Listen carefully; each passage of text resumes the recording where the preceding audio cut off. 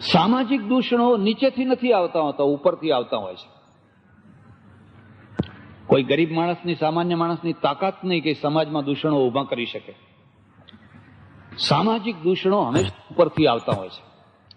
ઉપરના માણસ પાસે પૈસો છે એટલે એને ધૂમ ખર્ચો કર્યો, બેન્ડ મંગાવ્યા, દારૂખાનું ફોડ્યું, 12મું કર્યું, એટલે પછી નીચેના માણસોને ખેંચાવવું પડે. ભાઈ એમણે કર્યું તો આપણે કરો, ને આપણે નહીં કરીએ તો સારા નહીં દેખાય. એમ ઉપરના માણસો છે ને એ શરત મૂકે, તમારી દીકરી જો મારા ઘરમાં આપવી હોય તો આટલું આટલું તમારે કરવું પડશે. અને સારા ઘરમાં દીકરી આપવા માટે લોકો કે હું કરો ને ત્યારે, અને અહીંથી દૂષણ શરૂ થાય.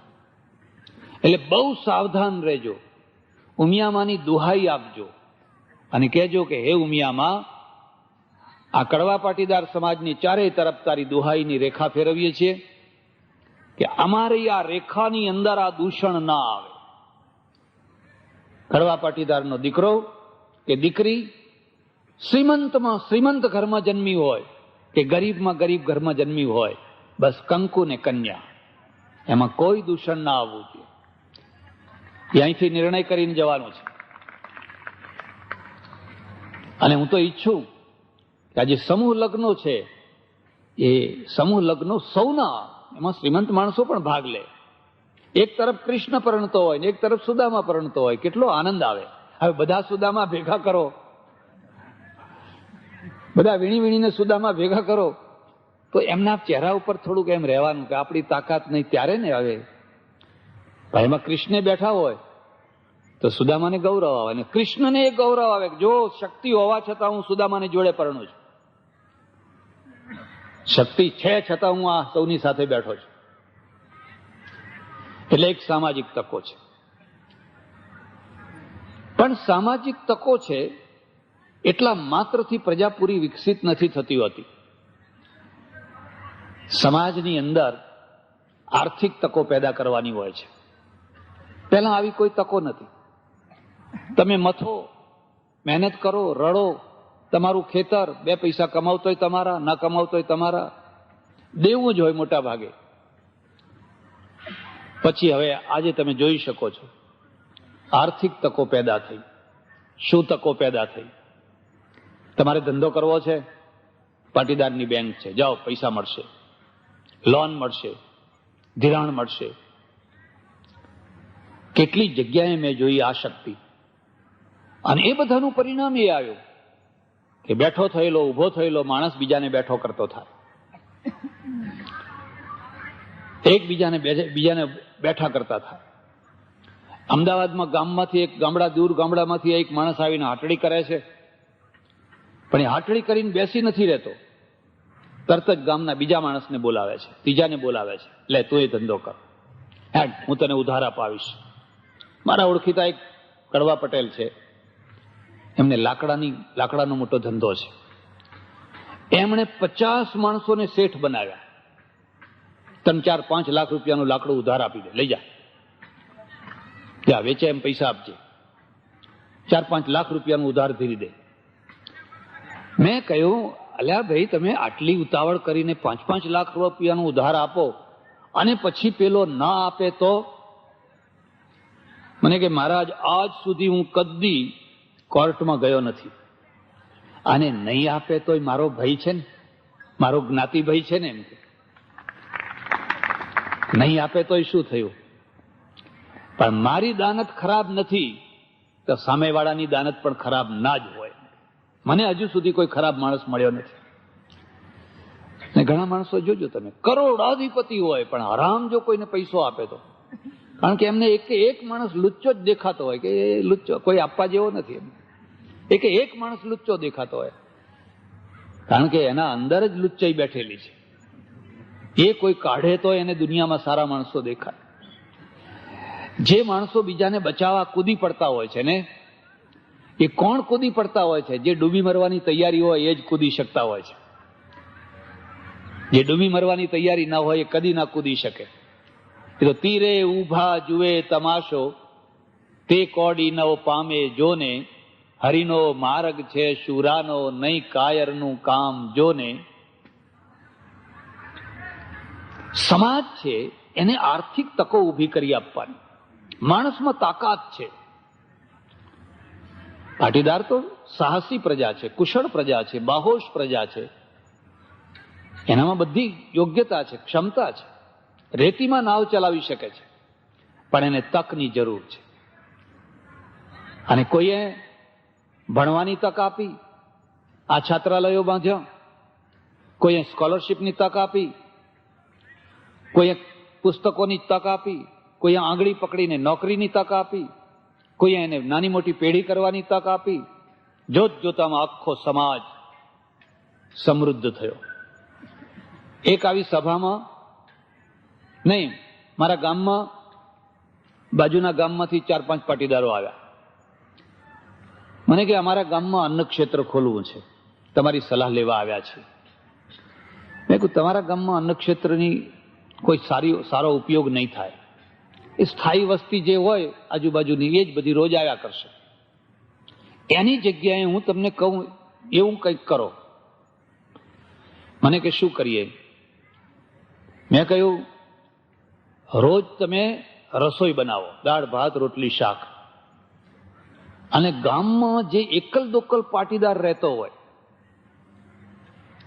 છોકરા પરદેશમાં હોય અથવા ના હોય, વૃદ્ધ ડોશી હોય, વૃદ્ધ ડોસો હોય, અને કોઈ રાંધનારું ના હોય, એવો એકલ દોકલ કોઈ માણસ રહેતો હોય, એને તમે ઘેર બેઠા રૂપિયામાં 2 રૂપિયામાં ટિફિન આપો. આવા 25-50 માણસ જે થતા હોય એમાં તમે ટિફિન આપો. નોમિનલ ચાર્જ લેવાનો, એટલે એમ ના કહેવાય કે ભાઈ મફત આપીએ છીએ. રૂપિયો 2 રૂપિયા લો, પણ દાળ ભાત રોટલી શાક એને ઘેર પહોંચાડી દો. એને કોઈ રાંધનારું નથી, કોઈ વાસણ ઘસનારું નથી, એટલે એ ટિફિન યોજના કરો. મને કે અમારા ગામમાં પાટીદારમાં કોઈ ગરીબ જ નથી, કોઈ ગરીબ નથી. મને એટલો આનંદ થયો, એટલો આનંદ થયો. ઓહો હો, મારા દેશની ગરીબી એક સમાજમાંથી તો દૂર થઈ, બીજા સમાજમાંથી તો થતા થશે, પણ એક સમાજે તો, અને આ સમાજે પોતાના સમાજમાંથી જે ગરીબી દૂર કરી, સરકારની કઈ મદદ લઈને નહીં, પોતાના બાવડાના જોરે દૂર કરી. પોતે બેઠો થયો, ઊભો થયો. આપજો મા બાપ, આપજો મા બાપ, આપજો મા બાપ. જ્યારે ચૂંટણી આવે ત્યારે એવું કશું નહીં, પોતાની મેળે ઊભો થયો. તો મેં કહું હવે એક બીજું કામ કરો, આખા ગામમાં કોઈ પણ ગરીબ હોય એને રૂપિયા 2 રૂપિયામાં ટિફિન આપો. એવા વૃદ્ધ માણસ હોય, એકાદ એકલ દોકલ હોય. અને હું તમને બધાને કહું છું, બહુ હરદ્વાર દોડવાની જરૂર નથી.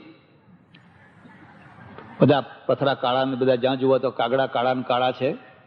એ તો 2 દિવસ રહો તો સારું લાગે, બાકી 1-2 વર્ષ રહો તો ખબર પડે. પછી તમને એમ જ થાય કે આના કરતા તો આપણું ઘર સારું. તમારું ઘર જ હરદ્વાર છે, તમારું ઘર જ આશ્રમ છે. ખોટા ફાંફા ના મારો, ખોટી દોડાદોડી ના કરો, પસ્તાશો, દુઃખી થશો. પોતાનું ઘર જ આશ્રમ છે, પોતાનું ઘર જ હરદ્વાર છે. જ્યાં હો ત્યાં આવી યોજના કરી શકો છો. એક ટિફિન યોજના કરી શકો છો, દર્દીઓ માટે કરી શકો છો. બીજા ત્રીજા માટે 2000-5000 ની વસ્તી હોય, લઈ જાઓ 2 રૂપિયામાં ટિફિન, 2 રૂપિયામાં અમુક આટલી રોટલી, આટલું ફલાણું ફલાણું ફલાણું ફલાણું. અને આજે તો સમર્થ માણસો માટે આ કંઈ જ નથી. 25 ટિફિનો રોજ મોકલવા હોય, એવું રસોડું ચલાવવું હોય, એટલે સમર્થ માણસો માટે તો કોઈ મોટી વાત નથી. જરૂર છે માત્ર પ્રેરણાની. એટલે તકો ઊભી કરવી છે. તમે આર્થિક તકો ઊભી કરો, અને આર્થિક તકો જ્યારે સમાજ ઊભી કરતો હોય છે, એટલે સમાજના શક્તિશાળી છોકરા આંગળી પકડીને ઊભા થઈ જતા હોય છે. અને ઊભા થયેલા છોકરા જુવાન થઈને પછી બીજા હજારોના આંગળી હાથ પકડીને બીજાને ઊભા કરતા હોય છે. ઉપરથી શીખવાડવામાં આવ્યું, કોઈની આંગળી પકડો, કોઈનો હાથ પકડો, કોઈને બેઠા કરો, કોઈને ઊભા કરો. આ સમાજની પ્રેરણા છે, આ સમાજમાંથી મળેલું જ્ઞાન છે. એટલે પાટીદાર બેઠો થયો આટલો જોરથી. 40 વર્ષમાં કેમ બેઠો થઈ ગયો? પરંપરાથી અમારે આ બધા 8 લાખ રૂપિયા ભરનારા જાય ને અમેરિકામાં દરિયાના કિનારે ગમે ત્યાં ફેંકી દે. હવે શું ઉપર આકાશ ને નીચે ધરતી, બીજો માણસ તો રડી રડીને ત્યાં જ મરી જાય. પણ એ તો આવડી મોટી ઢાલ જેવું એનું કાળજું હોય. એ ખોડતો ખોડતો કોઈ પણ પાટીદાર મળે એટલે કે ભાઈ જો હું આ દશામાં છું, ચિંતા ના કરે, લે ના ધો, કપડા બદલ, ખાવાનું આપું છું, અને એને તરત જ આંગળી પકડીને ધંધે વરગાડી દે. એના પોતાનામાં તાકાત છે. આ તમે કામ કર્યું છે અને હજુ આ કામ મોટા પાયા ઉપર કરવાનું છે. અને આ કામ જો તમે કરતા રહેશો ને તો આવનારા 40 વર્ષ છે, આ 40 વર્ષ કરતા 10 ગણા વધારે શક્તિશાળી થવાના છે. સમાજ તકો ઊભી કરે છે, શૈક્ષણિક તકો, ભણવાની તકો. બહેનોની વાત જવા દો, છોકરા જ ક્યાં ભણતા હતા? બિચારી બહેનો તો હવે ભણવા માંડી. ક્યાં ભણતા હતા? પહેલા ભણાય જ નહીં એમ. મને તો યાદ છે કે અમારે ત્યાં એક છોકરું પટેલનું આવતું, તે અમે ટાંગાટોળી કરીને લાવતા એને. એ ભણવા જ તૈયાર નહીં, એના મા બાપ ભણાવવા જ તૈયાર નહીં. અને દાખલો કેવો આપે ખબર છે? અમારે તો વિદ્યા હોય જ નહીં, આમ જીભ ઊંધી કરીને બતાવે. અમે બ્રાહ્મણો ને આમ જીભ ઊંધી કરીને કે જો આ બધી કેટલી, અમારે કેટલી બધી વિદ્યા છે. તમારે તો વિદ્યા જ નહીં, અહીં જીભમાં વિદ્યા આવી ગયેલી. ખબર નહીં ક્યાંથી આ લોકો ગોઠવી દીધેલું. હવે અત્યારે તમે જુઓ છો કેટલી વિદ્યા ચડી ગઈ છે. અને એ છોકરાની માં તો અમને ગાળો દે, ટાંગાટોળી કરવા જે હતી. જાઓ એમ કે અમારે મેં તો નથી થવું, એના બાપને 100 વીઘા જમીન છે, આમ છે તેમ છે.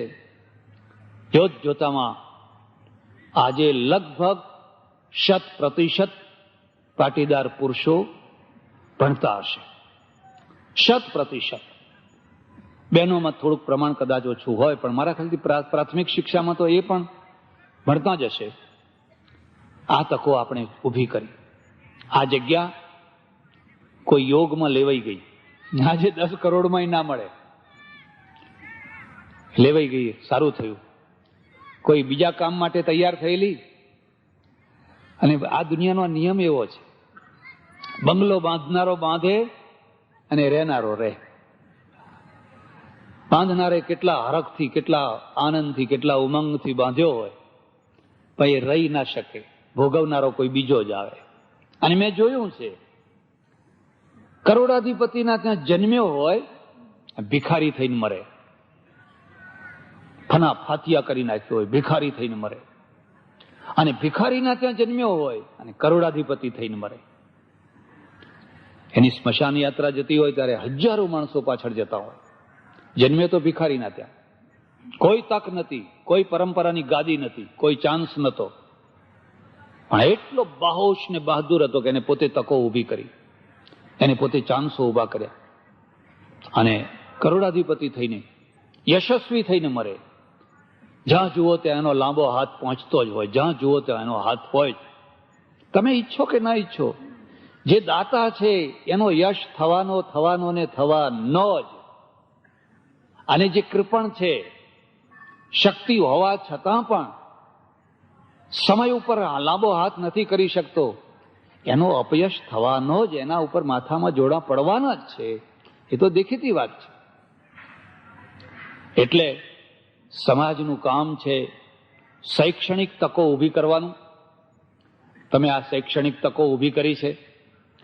અહીંયા ગેસ્ટ હાઉસ છે, કન્યા છાત્રાલય છે, બીજી પ્રવૃત્તિઓ પણ છે.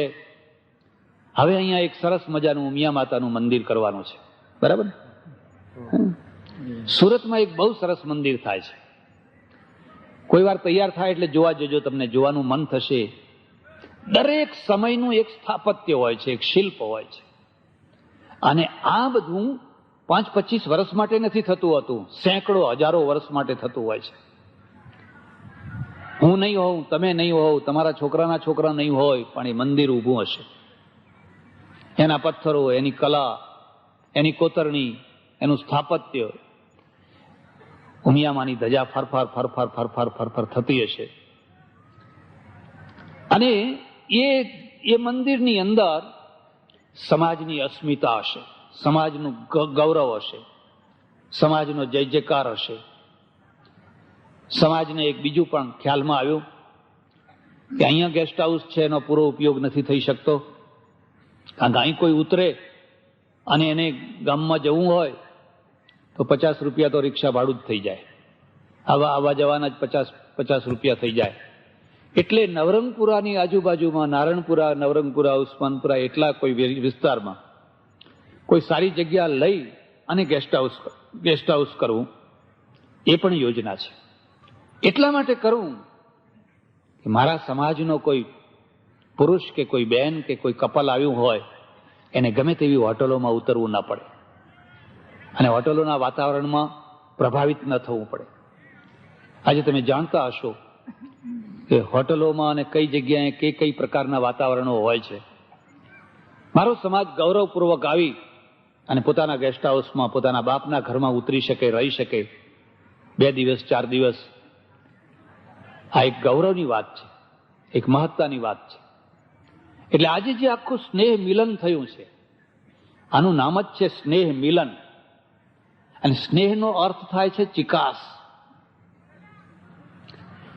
સ્નેહનો અર્થ થાય છે ચિકાસ.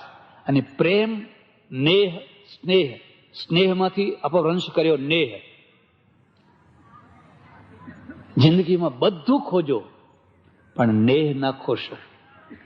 કેટલાક માણસો જોજો તમે લુખ્ખા હોય, સ્નેહ જ ના હોય, ચિકાસ જ ના હોય. લુખી રોટલી ખાવી સારી, લુખી ખીચડી એ સારી, પણ લુખ્ખો માણસ ભૂંડો. જો શેઠ તરીકે મળ્યો તોય ભૂંડો, જો ભાગીદાર તરીકે મળ્યો તોય ભૂંડો. હમણાં અમારે યાત્રા કરીને આવ્યા એક બધા ઓળખીતા માણસો, રાડ પાડી ગયા. મને કે ભાઈ સાહેબ ફલાણા માણસો સાથે લીધેલા તો ઓહો હો, એક હરામ જો દમડી ખર્ચે તો એમ પૈસો જ ના ખર્ચે. લુખ્ખાપણું છે ને પોતાનું મોટામાં મોટું દુશ્મન છે. ઉદારતા કદી હાનિમાં નથી રહેતી. ઉદારતા તો હંમેશા ફાયદામાં જ રહેતી હોય છે. ખવડાવનારો છે ને એ હાનિમાં નથી રહેતો. લુખ્ખો માણસ જ હાનિમાં રહેતો હોય છે. એટલે આ સ્નેહ મિલન છે. એક જ ભાઈએ કહ્યું, આ બધો જમણવાર મારા તરફથી. અહીં બેઠા છે દશરથભાઈ. કેમ એને એમ કેમ ઈચ્છા થઈ, અરે આટલું બધું માણસ આવે, મારો સમાજ અમારા આંગણે, આ દશકૃષિના આંગણે આવે, આ ઊંઝાના બધા મોટા મોટા આગેવાનો, અને મારો 2 કોળીઓ એના પેટમાં જાય. ઓ મારા અહો ભાગ્ય, મારો પૈસો કમાયેલો ધન્ય થઈ ગયો. આ પૈસો કયા દિવસે ધન્ય થાય એની પણ એક તાકો હોય છે. બીજા ઘણાય હોય એનાથી વધારે પૈસાદાર હોય, પણ એ બધા શું ઘાઘ માણસ હોય. ઘાઘનો અર્થ સમજે? આમ ડોળા કરીને બેઠા હોય, તક જુઓ, તેલ જુઓ, તેલની ધાર જુઓ. પછી એમ કે ઘણા તો એવા હોય એ તમને એમ કે જો કરો કામ કરો, પૈસા ખૂટે પછી આપણી પાસે આવજો એમ. હવે ખૂટે તો આવજો એમ. આવા માણસો છે ને એ લુખ્ખા હોય છે અને જિંદગી હારી જતા હોય છે, જિંદગી થાકી જતા હોય છે. એ જિંદગીમાં કશું નથી મેળવી શકતા હોતા. આ પણ એક તક છે, એક ચાન્સ છે કે આવું ફરીને આવું સંમેલન નહીં ભરાય. જમાડો આજે પ્રેમથી. અને આ સ્નેહ છે. એટલે હું તમને એક બીજી વાત કહું છું, કદાચ કોઈ કારણસર તમારામાં લુખ્ખાપણું નહીં જ હોય, પણ કદાચ કોઈ કારણસર થોડું ઘણું હોય તો હવે અહીંથી સ્નેહની દીક્ષા લઈને જજો. અને બાજુમાં બેઠેલા માણસને પીરસાવજો. પેલો પીરસવા આવે ને એટલે કહેજો ભાઈ અહીં મૂક. એટલે પેલો શું કહે છે કે ના ત્યાં મૂક, તમે લો તો હું લઉં. પોતાને લેવું હોય હંમેશા પડોશીને પીરસાવવું. એટલે પડોશી છે એ તરત જ કહે છે કે ના તમે લો. શૈક્ષણિક તકો છેલ્લા 30 વર્ષમાં ઘણી સારી ઊભી કરી છે અને એનું આપણને ગૌરવ અને પ્રાઉડ છે. પણ છેલ્લી વાત કહી દઉં, સમાજ એક રાજકીય તકો ઊભી કરતો હોય છે.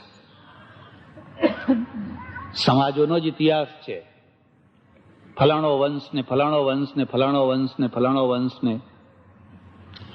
મારું હમણાં એક નવું પુસ્તક છપાયું છે. હું તમને ખાસ ભલામણ કરું છું કે જરૂર વાંચજો. ભારતમાં અંગ્રેજોના યુદ્ધો, ભારતમાં અંગ્રેજોએ 37 યુદ્ધો કર્યા. એ 37 યુદ્ધોનું મેં સંકલન કર્યું છે અને મેં એ બતાવવાનો પ્રયત્ન કર્યો છે કે જો આ બાહોશ પ્રજાએ પોતાના માટે તકો ઊભી કરી, એને તકો ઊભી કરી, કઈ ભગવાને એના ઉપર કૃપા કરી અને આપણને ગુલામ બનાવ્યા.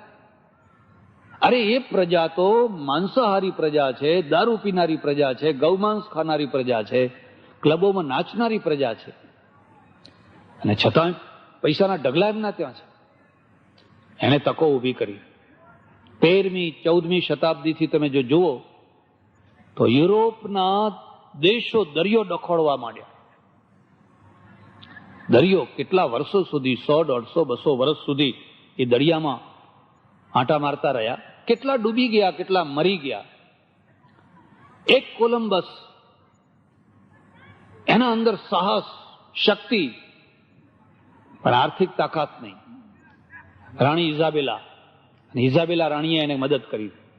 જો એના માટે તકવાળાના માટે તક ઊભી કરી દીધી. તું ચિંતા ના કર, લે હું મારા દાગીના વેચીને તને મદદ કરું છું. એ મદદમાંથી એને 4 જહાજો બનાવ્યા અને 4 જહાજો સમુદ્રના કિનારે ચાલ્યા ભારતને શોધવા માટે. ભારત તો હાથમાં ના આવ્યો, પણ અમેરિકા આવ્યો અને અમેરિકાને એને ભારત માની લીધો, એટલે ત્યાંના રહેવાસીઓને ઇન્ડિયન કહેવા લાગ્યા. એના પછી થોડા જ ટાઈમમાં વાસ્કો ડી ગામા નીકળ્યો, આખા આફ્રિકાને ચક્કર લગાવી મોઝામ્બિક થઈ અને કાલિકટ આવ્યો. પછી તો ધાડે ધાડા આવવા માંડ્યા અને આપણા સમુદ્ર કિનારા રેઢા પડ્યા હતા, બિલકુલ રેઢા પડ્યા હતા. પહેલા ખૈબર ને બોલન રેઢો પડ્યો હતો. ખૈબર અને બોલન ઉપર કોઈ ચોકી નહીં.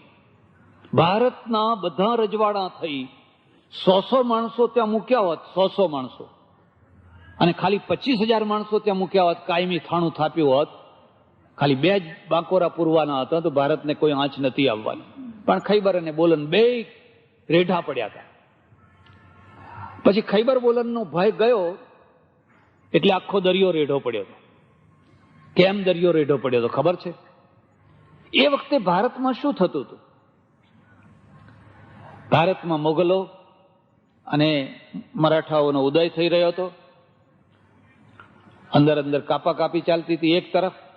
બીજી તરફ જે ક્રીમ વર્ગ ભારતનો, જે બુદ્ધિશાળી વર્ગ, જેના આખી મુઠ્ઠીમાં ભારત હતો, હિન્દુ પ્રજા હતી, બધો હિમાલય ભાગતો હતો.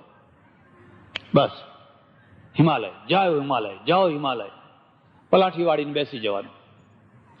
અને આપણે હંમેશા પલાઠીની પૂજા કરી છે, હંમેશા પલાઠીની પૂજા કરી છે. પેલા પછી શું કે આખા દેશને ઉપદેશ આપે, તમે બધા પલાઠી વાળો, પલાઠી વાળો, શાંતિ મેળવો, પલાઠી વાળો. એ લોકોએ બધા પલાઠીઓ વાળવા માંડીને શાંતિ મેળવવા માંડી, એટલે દરિયો રેઢો પડ્યો હતો. આપણે કોઈ કોલંબસ ના પેદા કર્યો, કોઈ વાસ્કો ડી ગામા પેદા ના કર્યો, નહીં તો આપણે સ્ટેટ ઓસ્ટ્રેલિયા પહોંચી શક્યા હોત. ઓસ્ટ્રેલિયા તો ખાલી પડ્યો હતો, અંદામાન નિકોબારની ખબર નથી. અધ્યાત્મ સારી વસ્તુ છે, અધ્યાત્મ હોવું જ જોઈએ, પણ જે અધ્યાત્મ નિષ્ક્રિયતા આપે, સાહસને તોડી પાડે, ઈચ્છા શક્તિને તોડી પાડે, એ તો તમને ગુલામ બનાવનારું અધ્યાત્મ છે, એ તો દરિદ્રતા લાવનારું અધ્યાત્મ છે. ભારતની પ્રજા આ રીતે દરિદ્ર બની, ભારતની પ્રજા આ રીતે ગુલામ બની. તમારી પાસે ક્રીમ ઓછું નહોતું, ક્રીમ તો ઘણું હતું, પણ એ ક્રીમ બધું હિમાલયમાં ભેગું થઈ ગયું અને ત્યાં બેઠું બેઠું પછી ભલા પલાઠી વાળો, પલાઠી વાળો, પલાઠી વાળો. અને આજે હું અહીંયા આવું છું ને, એના કરતા જો એક ભૈરામાં 6-6 મહિના બેસી રહ્યો તો લાઈનની લાઈન લાગે દર્શન કરનારાઓ. તો વધારે ટોળા ભેગા થાય. કોઈને આંકડા જોતા હોય, કોઈને છોકરા જોતા હોય, કોઈને પેઢી ચલાવવી હોય, કોઈને ધંધો ચલાવવો હોય, કોઈને કંઈ ચલાવવું હોય. અને નવાઈ એ કે હું ગાળો દઉં તોય લોકો વધારે, જેમ ગાળો દઉં વધારે આવે લોકો.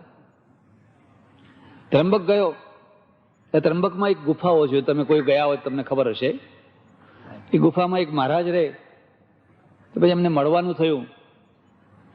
મેં કહ્યું, એટલે મહારાજ શું કરે, ગાળો દે, પથરા મારે જે આવે એને. એટલે અમે બે એકલા, મેં કહ્યું આવી ગાળો, ગાળો એટલે આમ શબ્દકોશમાં કાન ફાટી જાય એવી ગાળો દે. મેં કહ્યું આવું તમને શોભે છે આવું? અરે મને કે આ જ મારી કમાણી છે. કેમ? કે જો હું ગાળો ના દઉં ને આ પથરા ના મારું ત્યાં કોઈ ના આવે.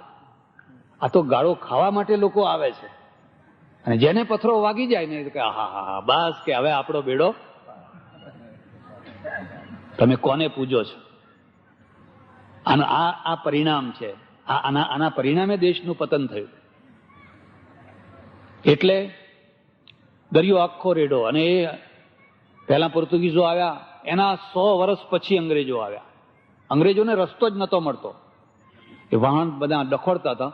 એમાં એક પોર્તુગીઝનું વહાણ લૂંટ્યું, અને લૂંટેલા વહાણમાંથી નકશા મળ્યા, ને નકશાના આધારે અંગ્રેજો અહીં આવ્યા. તમે પુસ્તક વાંચજો. ભારતમાં અંગ્રેજોના યુદ્ધો, એને પરાક્રમો કર્યા છે, કઈ પરાક્રમો કર્યા છે, કઈ તકો ઊભી કરી છે. સામાન્ય માણસ ને સામાન્ય પ્રજા પરિસ્થિતિમાં તણાતો હોય છે ને પેલો પરિસ્થિતિ ઊભી કરતો હોય છે. ગાંધીજીએ પરિસ્થિતિ ઊભી કરી. ત્યાં બિહારમાં જવાની શી જરૂર હતી? પણ બિહારમાં જઈને ત્યાં લડ્યા અને અંગ્રેજોને ફાઇટ આપી. દક્ષિણ આફ્રિકામાં તો વકીલાત કરવા ગયા હતા.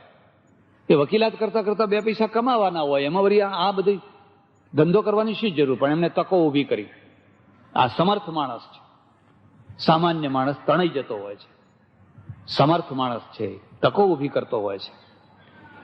એટલે સમાજની પાસે સામાજિક સ્થિતિ સારી હોય, આર્થિક સ્થિતિ સારી હોય, શૈક્ષણિક સ્થિતિ સારી હોય, પણ જો રાજકીય સ્થિતિ સારી ન હોય તો એ પૂરું સુખ નહીં ભોગવી શકે. તો એ કોઈને કોઈ રીતે દબાયેલી પ્રજા રહેશે. એટલે સમાજનું કામ છે એના માટે રાજકીય તકો ઊભી કરવી, અને રાજકીય તકો ઊભી કરી શકાય છે. શરત એટલી છે કે રાજકીય ક્ષમતાનો સરવાળો તમે કરી શકતા હોવ તો. છેલ્લા કેટલાક સમયમાં બહુ સારું વાતાવરણ થયું છે, બહુ અનુકૂળ વાતાવરણ થયું છે. બાકી એક ટાઈમ એવો હતો કે ઉત્તર ગુજરાતના પાટીદારોના પંપ છે એ સુરક્ષિત નહોતા. સવારે આવે તો એનો પંપ અંદર નાખી દીધેલો હોય, તોડીને ફોડીને ફેંકી દીધેલો હોય. એની મિલકત સુરક્ષિત નથી, એના ખળા સુરક્ષિત નહોતા, એના ઢોરા સુરક્ષિત નહોતા. કારણ કે રાજકીય તકો નથી, કોઈ રાજકીય ચાન્સો નહોતા, કોઈ તૂતડી સાંભળે એવું નથી. આ 4 તકો ઊભી કરવાની છે. અને આ સ્નેહ સંમેલન છે એટલા માટે ભેગું થયું છે કે તમે પરસ્પરમાં હળો મળો, એકબીજા ઉપર પ્રેમ કરો, એકબીજા માટે ઘસાઓ, સમાજ માટે ઘસાઓ. કેશુભાઈ હમણાં 25 લાખ રૂપિયાની ઓફર કરી, સમાજ ઉપર પ્રેમ છે એટલે. નહીં તો એમને શી જરૂર? પ્રેમ છે કે મારો સમાજ છે, મારા સમાજ માટે મારે ઘસાવવું છે. અને આ ઘસાવાનું નથી, આ તો અહો ભાગ્ય મેળવવાની તક મળી છે. તમે કરોડો રૂપિયા પેદા કર્યા, શું પછી શું?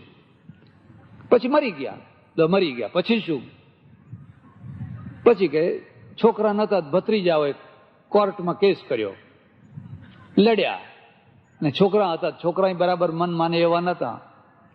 અને મારો અનુભવ છે કે લોભિયા માણસો હોય, કૃપણ માણસોના છોકરાઓ એ મિલકતને બહુ ભૂંડી રીતે વાપરતા હોય છે. એ તો ટાંપીને બેઠા હોય છે, ક્યારે બાપા મરે અને ક્યારે બધું હાથમાં, અને હાથમાં આવે એટલે ક્યારે બધું ફનાફાતિયા કરીએ. પેલા એ કઈ સંસ્કાર જ નથી નાખ્યા. એટલે કઈ કહેવાનું છે? એટલે આ સ્નેહ મિલન એ ખરેખર સ્નેહનું મિલન છે. કોઈ બીજી કોમ પ્રત્યે, કોઈ બીજી જ્ઞાતિ પ્રત્યે, કોઈ બીજા સમાજ પ્રત્યે કોઈ પ્રકારના પૂર્વગ્રહ કે કોઈ પ્રકારનો વેર ઝેર કે કોઈ હાનિવૃત્તિ જરાય નહીં. બધા સમાજો ઊભા થાય, બધી જ્ઞાતિઓ ઊભી થાય.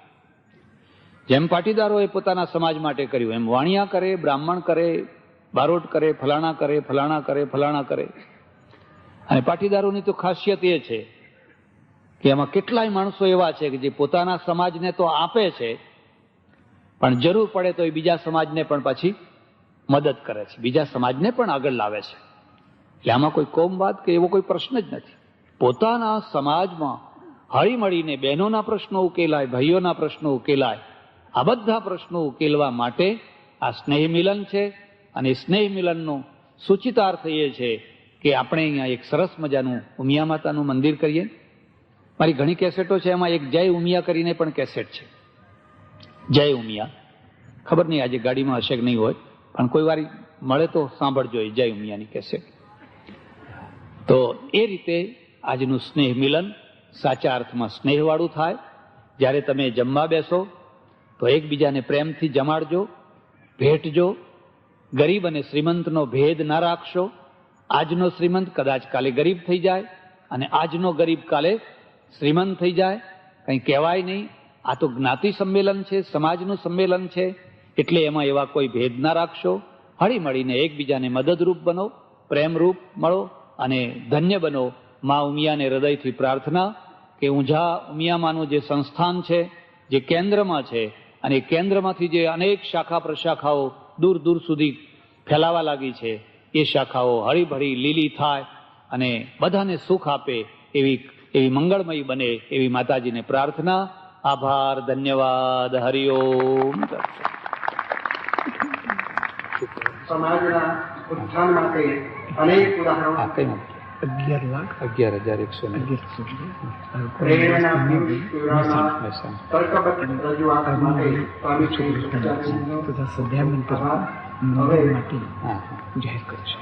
હા, એક જાહેરાત છે ભાઈ. શરત એટલી તમારે તાલીઓ પાડવી પડશે. તમે બીજું કઈ નહીં, ના આપો એનો વાંધો નહીં, પણ તાલીઓ તો પાડો. 11,11,111 11,11,111 મહેસાણાના હરગોવનભાઈ ધનાભાઈ પટેલ પરિવાર તરફથી, અરુણભાઈ હરગોવિંદદાસ અને સંધ્યાબેન તરફથી મંદિરમાં માતાજીની અને બીજી બધી મૂર્તિઓ જે લાવવાની થાય એ નિમિત્તે હું વચ્ચે જરા ઉમેરો કરું છું કે આ 11,11,111 જે દાતાએ દાન આપ્યું છે એને આપણે ધન્યવાદ આપીએ. પણ બને ત્યાં સુધી મૂર્તિઓ એમની લાવવામાં આવશે, પણ મૂર્તિઓનો આગ્રહ ના રાખે.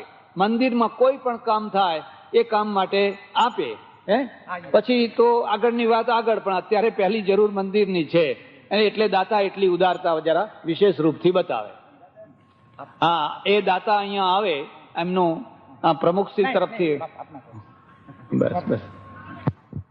ધર્મના વિકાસ માટે વૈજ્ઞાનિક અભિગમ વધારે આવશ્યક કે વિજ્ઞાનના વિકાસ માટે ધાર્મિક અભિગમ વધારે આવશ્યક? એકબીજાના પૂરક છે કે પ્રતિસ્પર્ધી? બંને એકબીજાના પૂરક છે, પણ શરત એટલી છે કે વિજ્ઞાન અને ધર્મ બંને પોતાના શુદ્ધ રૂપમાં હોય તો. ધર્મને જો તમે સંપ્રદાય બનાવી દો અને સંપ્રદાયને એક નિશ્ચિત માન્યતાની ઘરેડમાં મૂકી દો, વિજ્ઞાન તમારું પ્રતિસ્પર્ધી થઈ જશે, પછી તમે બ્રુનોને બાળતા થઈ જશો. પણ જો તમારો ધર્મ શુદ્ધ અર્થમાં હોય અને સાંપ્રદાયિક ઘરેડોથી મુક્ત થયેલો હોય તો તમારા માટે વિજ્ઞાન એક વરદાન થઈ જશે. એમ વિજ્ઞાન એક પ્રચંડ શક્તિ છે અને પ્રત્યેક શક્તિ છે એનો સદુપયોગ કરાવવાનું કામ ધર્મ કરે છે. રાક્ષસો પાસે શક્તિ છે અને દેવો પાસે શક્તિ છે, બંનેની પાસે શક્તિ છે, પણ એકની શક્તિ વરદાન થઈને લોકો માટે વરસે છે અને બીજાની શક્તિ છે એ ત્રાસ થઈને વર્તે છે. એક તરફ હિટલર છે અને બીજી તરફ બીજા લોકો છે. એટલે વિજ્ઞાનનું કામ શક્તિ ઉત્પન્ન કરવું છે, ધર્મનું કામ શક્તિનું નિયંત્રણ કરવું છે, શક્તિને સન્માર્ગે વારવાનું છે. આ બંનેમાં આ રીતે એકબીજામાં સમન્વય છે. સ્વામીજી, નામ નહીં, આપ જ્યાં પણ ક્યાંય એવોર્ડ અર્પણ સમારંભમાં જાઓ છો ત્યારે જે તે એવોર્ડ મેળવનાર વ્યક્તિઓ વિશે પૂરી જાણકારી ધરાવો છો? બહુ સરસ પ્રશ્ન છે. મારા માટે પણ ઘણીવાર આ પ્રશ્ન થઈ જતો હોય છે. એટલે જ્યારે પણ કોઈ એવા પ્રસંગોમાં જવાનું થાય તો હું પહેલા પૂછું છું કે ભાઈ જે વ્યક્તિને એવોર્ડ આપવાનો છે તમે એની વિશે કંઈક સાચી સાચી વાત કહો.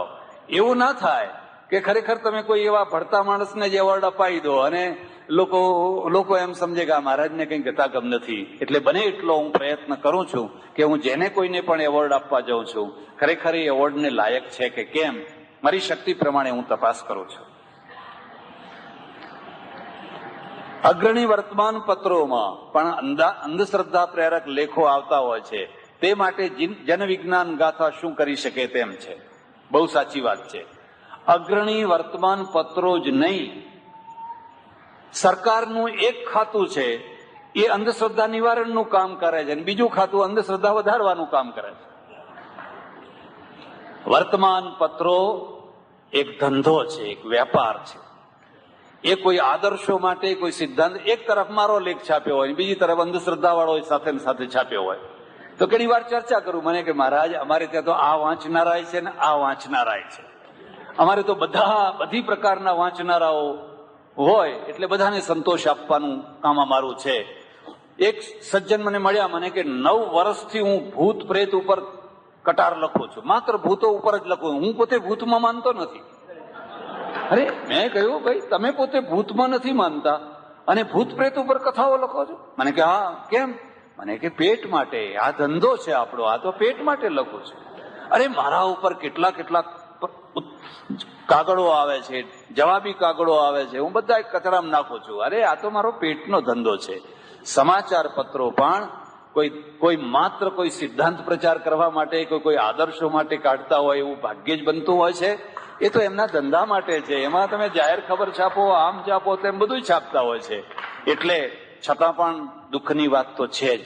ખાસ કરીને ટીવી ઉપર અત્યંત ચમત્કારિક દેવીઓની કથાઓ આવે ને નાગણી માતા આવે ને પેલી માતા આવે ને દુઃખ પડે ને પછી આમ બચાવી લે ને. કાઠિયાવાડમાં તો બધી માતાઓ જ માતાઓ છે,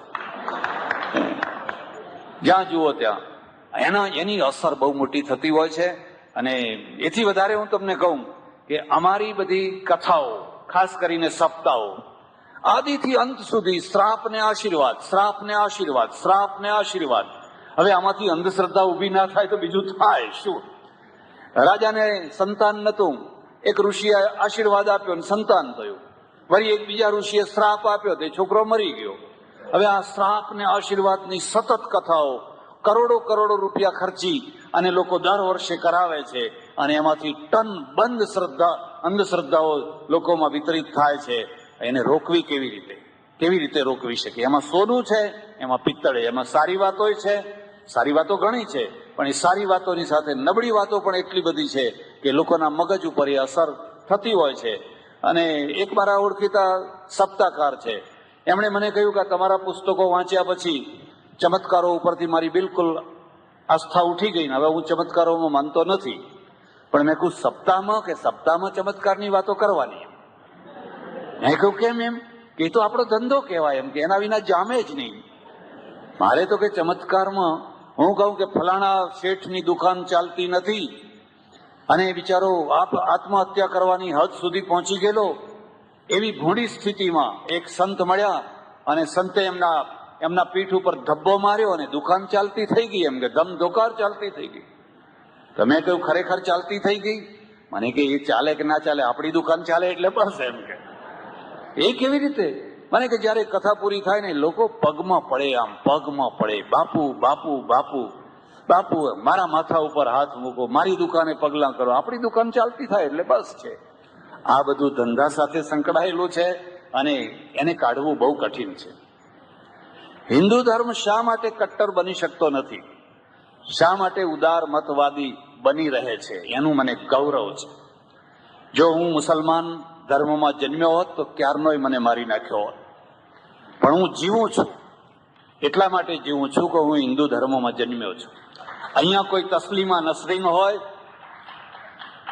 કે રસદી હોય કે પાકિસ્તાનનો પેલો 12 વર્ષનો કોઈ છોકરો હોય, અહીંયા કદી પણ કોઈના ઉપર તોહીન કે આમ કર્યું કે તેમ કર્યું એવા કેસ નથી ચલાવવામાં આવતા. અમારે ત્યાં 4 વાગ થયા, રજનીશ સુધીના થયા, કોઈના ઉપર કોઈ કાંકરી નથી મારી.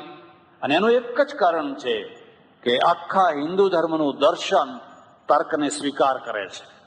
તર્કને, બુદ્ધિને સ્વીકાર કરે છે.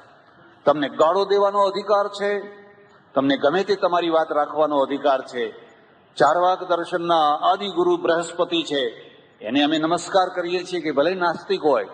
સ્વસ્તિના ઇન્દ્રો બૃહસ્પતિ, સ્વસ્તિનો બૃહસ્પતિર દધાતુ. એટલે અમે હિન્દુ ધર્મવાદી કદી કટ્ટર ના થઈ શકીએ. અમે એક બ્રહ્મવાદી છીએ, છતાં બીજા એના બ્રહ્મના હજારો રૂપોને પગે લાગીએ છીએ. મહાવીર સ્વામીને પગે લાગીએ છીએ, બુદ્ધ ભગવાનને પગે લાગીએ છીએ, કોઈ પીરની દરગાહ હોય તો ત્યાંય પગે લાગીએ છીએ. અમને કોઈ એલર્જી નથી અને એમ પગે લાગવાથી કોઈ હિન્દુ મટી જતો નથી. એટલે હિન્દુ ધર્મની આ ઉદારતા, વિશાળતા છે. મેં ક્રિશ્ચિયનોની સભામાં કહેલું, અમે કોઈને ફાંસીએ નથી ચડાવ્યા.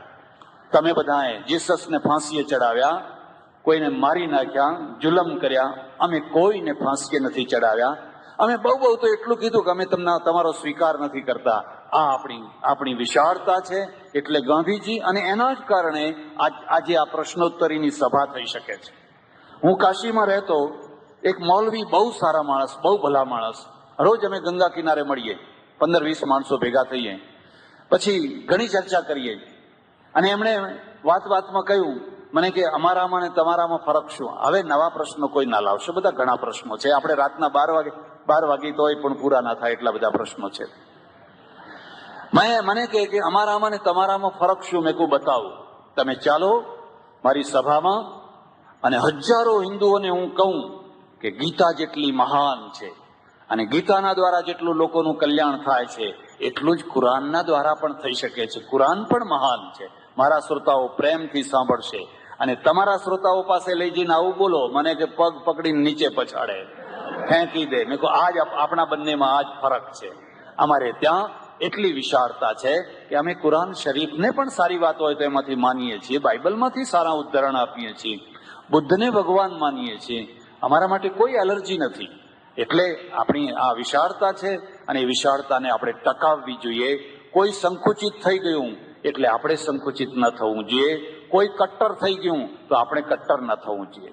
શક્તિપાત વિશે વૈજ્ઞાનિક મંતવ્ય શું હોઈ શકે? આ એક બોગસ વાત છે. શક્તિપાતની વાતો લોકોને જુઠ્ઠી વાતો છે. અને શક્તિપાત જો એમ થતો હોય તો આપણા બધા જે ઓલિમ્પિક રમતમાં રમવા જનારા જે રમતવીરો છે, એ બધાને શક્તિપાત કરાવીને પછી ત્યાં મોકલવા જોઈએ કે બધા સુવર્ણ ચંદ્રકો આપણને મળી જાય. શક્તિ ઉગતી હોય છે, તમારા અંદરથી ઉગતી હોય છે, તમારી મેળે ઉગતી હોય છે, અને એ પુરુષાર્થથી ઉગતી હોય છે. વ્યાયામ કરો તો શરીરની શક્તિ ઉગે, વાંચન મનન કરો તો બુદ્ધિની શક્તિ ઉગે, બીજી કોઈ પ્રવૃત્તિ કરો તો એ પ્રકારની શક્તિ ઉગે. તમે એમ ઈચ્છો કે કોઈ આવીને મારા માથા ઉપર હાથ મૂકે અને રાતોરાત હું શક્તિશાળી થઈ જાઉં, બિલકુલ ખોટી વાત છે.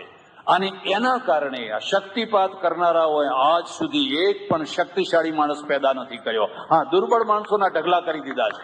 ના અહીંના ના ત્યાંના, ના ઘરના ના ઘાટના.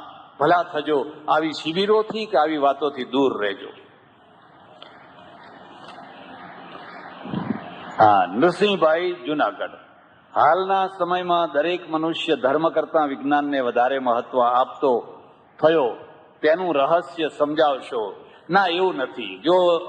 જો વધારે મહત્વ આપતો થયો હોત તો આ કમળ પૂજા ના થઈ હોત, તો આ જે બધા અનર્થો થાય છે એટલા બધા અનર્થો ના થયા હોત. પણ છતાં હું તમને એટલું કહું કે 50 વર્ષ પહેલા, 100 વર્ષ પહેલા જે અંધકાર હતો એ હવે આ ધીરે ધીરે હટવા લાગ્યો છે.